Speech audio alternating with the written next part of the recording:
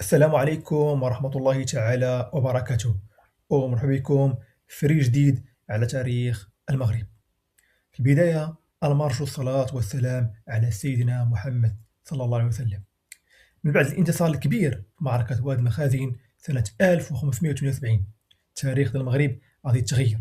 فبعد وفاة ديال السلطان عبد الملك السعدي في نفس يوم المعركة، أي معركة واد المخازن، غيتولى الحكم الأخ ديالو أحمد المنصور، وبسرعان ما أصبح واحد من أعظم سلاطين المغرب، تلقب بالمنصور الذهبي بسبب الثروة الهائلة اللي دخلت المغرب في العهد ديالو، بحيث أنه سيطر على طرق التجارة عبر الصحراء، ووصل النفوذ ديالو حتى المدن بعيدة بحال تومبوكتو في مالي.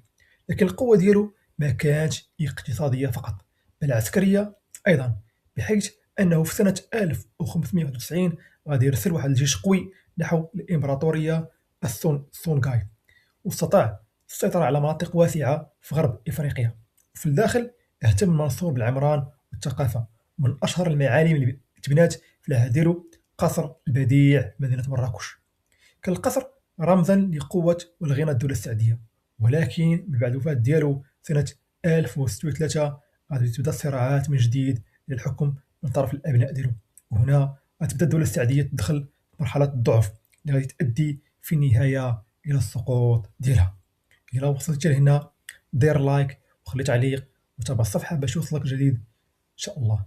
والسلام عليكم ورحمة الله تعالى وبركاته.